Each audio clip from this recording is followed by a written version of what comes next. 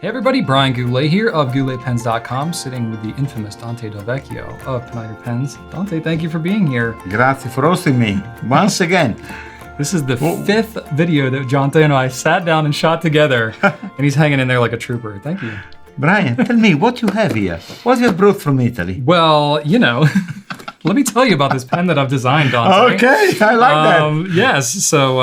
so you are going to explain the pen in my behalf. I will. I just learned about it 10 minutes ago, okay. so I'm going to talk about it. But this is a limited edition pen that I developed when I was walking around the hallowed halls of Pineider. It's an old company, lots of rich history, but they didn't have a lot of history with pens necessarily. Mm-hmm. But thankfully, when I showed up there 3 years ago, I started developing a lot of pens and using my 30 years of pen experience. I have a question for you, Brian. Yes, Dante. How many brands you sell have 250 years of history? Well, not many. Let's say that.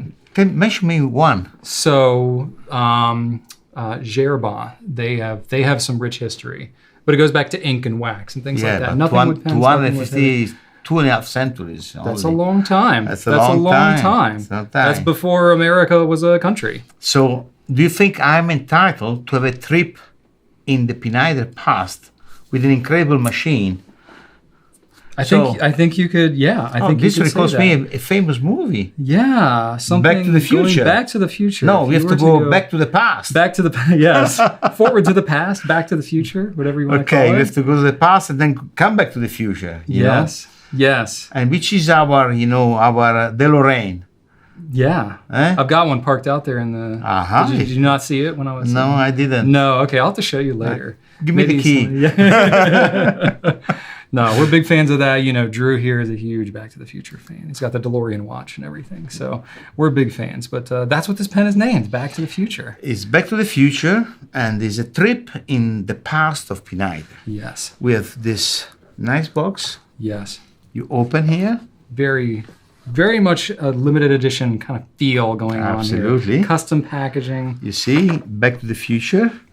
Made in Florence since 1774. 1774. Only. How about that? There is a famous lady here that is a famous Italian actress in 1949. Yes. Probably you heard that the movie was was recalling 1955. 1955, that's where they went back in time. I like so the much to say that Pineider was relaunched after Second World War.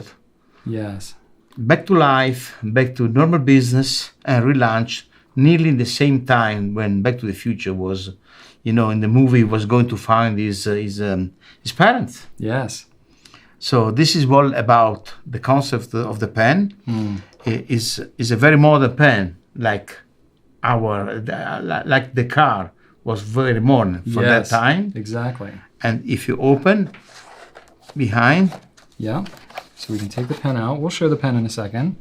But what is this you got back here? It's not just empty packaging. You have a whole book. You can take this out. And this is Italy in 1949. Okay. This is a book where it described the life of Italy. It's mostly a book of, a photo book, Yeah.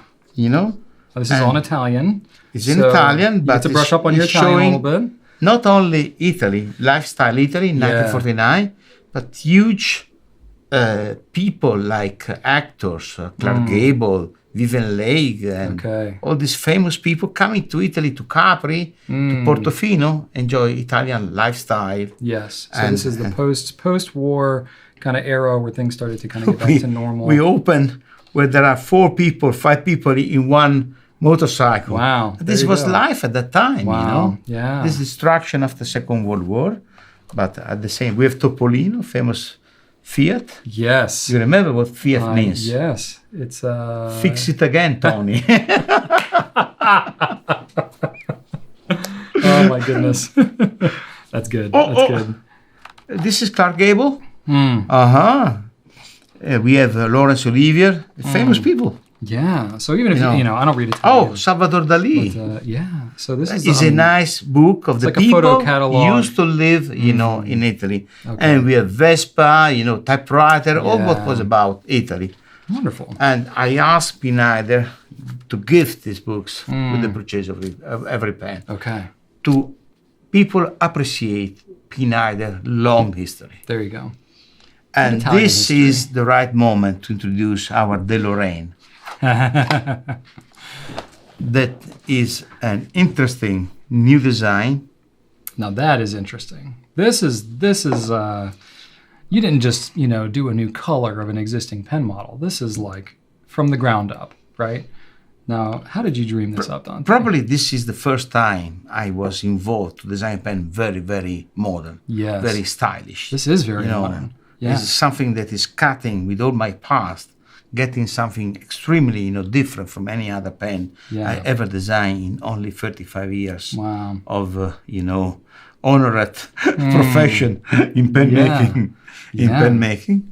Now, but you were explaining to me before. This when I went in touch with the book, and then I decided to make a pen to honor the history of Pineider. So you found inspiration for the pen from the book. Yes. Okay. From the book, and then I wanted to make a pen look like the DeLorean, like the car. Yeah. It has to be a very modern. Yeah. But the inspiration to make a new pen can be only the first pen ever made. Are you familiar with the pen, history? What was before fountain pen? Well, usually when I tell people that I'm in the fountain pen business, if they don't know what that is, they say, "Isn't that the thing with the feather on it? Isn't that?" I'm like, "Well, that's a quill. That's a little bit back further in history. It's just before. No, but it goes back further than that. Before the fountain pen, we got the dip nibs. But yeah, you had the dip nibs. A few years before. But even before that, so you had, before they were using feathers. Feather for nearly 1,000 years. Yeah, you were either like chiseling it, like. And what about the feather? What people was using during the Roman Empire, for example, or the Egyptian? Right. We wrote thousands of years of history. Yeah. With what? Good question. I imagine with a calamus. You got a chisel and you're like carving it into stone, right? Or is that too far back? No, absolutely. Yeah. The two instruments nearly came at the same time. Okay. First was the stylus. Yes. To carve the stone. Okay. And the second was the calamus, that is a bamboo. Calamus. Bamboo, yes. Bamboo. Okay. Sliced. Like a bamboo shoot. Okay. And then like a reed pen. make a cut. Yeah. And then you can write with that. We wrote, in the papyrus. And all the Romans, the Greek people using the calamus. Okay. There you go. So I got inspiration of the first writing instrument. So you went back to the future. And got your inspiration from early writing instruments to make this very modern pen. It looks this made on purpose. I have to tell you, it was made on purpose. Okay. Yes. I made on purpose because I wanted to have something really innovative, nearly different. Yeah. I was frightened from the being in designing something so new for myself. Yeah. And made several prototypes. Worked 1.5 years. With this pen. 1.5 years? Yes. The first time still not that long. That's pretty quick. I know that's long for you. Because you develop things quick. You should know. What is my passion after pens? Motorcycles. Yeah, you race motorcycles. Racing. Yeah. So how when it's 1.5 years, it's extremely slow for me. I like anything that is fast. That's right. That's so fast. Italian of you. Yes. That's fast. When I think something, I should have to see them made tomorrow. Yes. But sometimes people must make me waiting. Make me wait. Okay. Nearly you have to wait special tools to cut the pen in this way. Yeah, because this is not your typical material, right? Even the design, Yeah, it's a very interesting material. What is this material? Material is carbon graphite that I have already used in the past, but protected with a special kind of iridium. And this gives you the chance that the pen, under the light, it changes continuously the color. It does. It's got kind of this shiny effect. I call the pen Carbon Iridium because this creates this kind of keep changing colors. Yeah. And I love it. Yeah, that's really interesting. I've never seen anything like this before. You see the special shape of the pen is cut at 30 degrees angle. Okay. And one of the key points was to make this part not sharp and have a perfect match right in between the two parts. That's not easy to do. look when you open it. Yeah. It perfectly match. Yeah. By the 10th of a millimeter, so it means perfect. Wow. You cannot see hair if you look against the light. You cannot see light in between. Wow. And when you pose the pen, in the same way, it posed perfectly. On the back. Wow. And it's magnetic, right? So that's what you're hearing, that click? It's magnetic. Yeah. And you use magnets. And try to write. It's quite practical, you know, it's incredible. I'll write off camera here a little bit, but of course it's got that quill nib that I'm familiar with from other pens like the Legrand. I have the chance to make the pen in different sizes in diameter, but I choose this one because I think it's quite comfortable. It is comfortable. And this time I was thinking to your big hands. Yes, my big American hands. You know, in other pens, they give me some troubles. That's right. This is really cool. And it's not really heavy either. Like you look at it, you think it would be really heavy, but it's relatively light. I can imagine this is a pen I have internal rules for myself, that I always want pens to stay in a certain, weight average. Mm-hmm. The parts are made in aluminum because this is the material that allows me to make the right weight. Yeah. I can make the same parts in brass, but are just much heavier. Exactly. And if I make in brass the blind cap, it will be too much weight in the back. Yes. So basically, when I study something, it's not just happen casually. I make several samples, different material, and then I select the material that allows me to reach exactly what I want. That's nice. You're very thoughtful about that. Now this piston here in the back, this is kind of unique and interesting. It's got flutes back here. Yeah, the design of the pen is very difficult to match with any kind of really activation. Yeah. But I always suggest to use in this way, Yeah.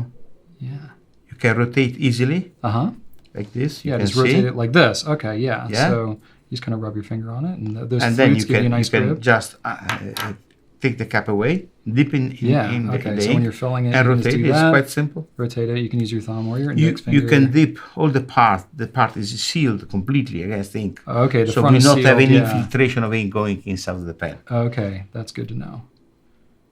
Otherwise, you'll have ink coming out. No. Yes, down the road when you don't want it to. The pen was conceived to be a piston filler. Yes, interesting. Now tell me about this clip, because I know Pineider, you've got this quill theme with the nib. You've got a feather clip on all. I think this is actually the fourth interpretation of a quill. So you've been dreaming up of all different ways to make. We had the Avatar, the Grande Bellezza, the Great Beauty, and the Armand. That's right. That is. So it's several iterations of this quill. So this is another one. And this is a very modern quill, very essential, Yeah. Looks like the Bauhaus design, very clean. A little bit. And I cut these little grooves here to recall, the quill, the feather. I think this clip, has a little secret on it. It does, yeah. You were showing it to me before we started filming. And I would think, it's going to be, just a metal tension clip, but it's a spring clip. Now, and you see how much this clip can open? It springs out quite a bit. Yeah. So now, my question to you, Dante, is where the heck is the spring? The clip is only 3 millimeters wide. Yeah. And now this is a new development in pen industry, because all the mechanism of the clip is where? Inside the clip itself. I don't know where it is. Because when you assembled the Avatar in one of our past videos, I think the spring was as wide as this entire clip, so... Correct. You remember well. How in the world did you do this, Dante? I have to tell you, it's very, very ultra-fine technology, because you can see from the side a little pin. Yes. If you remove this, you will get access to the mechanism. Okay. That is completely hidden here inside. Practically, there is inside the clip. Inside there is a cam that goes in a certain shape. Yes. When you move the clip, the spring goes in a higher level and gets more strength. Interesting. So there's a spring inside this 3 millimeter clip. The spring itself, I think, is less than 2 millimeter wide. Wow, that is. I don't remember exactly, but that's okay. We'll forgive you on that. It's really, a DeLorean clip, It's fascinating. You remember the car was the huge car at that time, That's right, absolutely. I have to make something special for your customer, and my customer as well. Absolutely. Your customers, also my customers. There you go. This is really fascinating. And it's so for a pen like this, limited edition, I'm thinking this thing's got to be $1,500, $2,000. You are not easily. keen for rollers, but just to let you know there are. Okay, if you got to show the roller, Dante. Small people use rollers, but it no exists. Judgment here. It's a cool pen. Either way. It's a roller, That is pretty cool. Allow me to say this. Cool. Come on. Okay, it's cool. That's fine as long as you take it with you. Leave the fountain here. We're good. We're in good shape. We just, please allow me. That's right.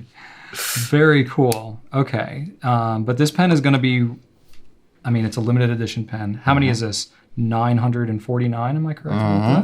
949 pens. All that come with the book and the packaging and everything. Not 949 fountain pen and rollers. Just total pens. Total pens. Total pens. So you exactly know. 10 rollers and 939 fountains.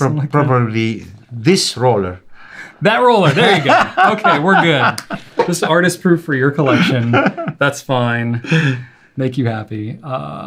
No, that's really fascinating. But have you finalized a price on this yet? Or I know the price. Yes. I have the price written here. $898. Is that correct? $898. Now, granted, it's still for a pen. It's a decent investment, but for a limited edition don't forget pen, that wow, over €100 only the book. Yeah. This is a bonus I obtained from the Pineider family just to allow the Pineider, owner or new owners to know a little bit more Pineider and most of all Italy. That is a beautiful country. There's a rich history here, and I think you're doing great homage to Pineider's history, to Italy's history, and to your own creativity, dreaming up this really cool pen. If you go on my Facebook page, it's written that United States is my second home. Oh, that's sweet. I'm very proud to be here with you. Well, you've always got a second home here with us, Dante. You're welcome here anytime. Thank you so much for showing us this really cool Back to the Future pen. You can learn more about this on gouletpens.com. Thank you so much for watching, everybody. And be sure to like, comment, subscribe to our YouTube channel if you haven't already. Thanks so much for watching. And thank you for listening to me once again. Bye-bye. Goodbye.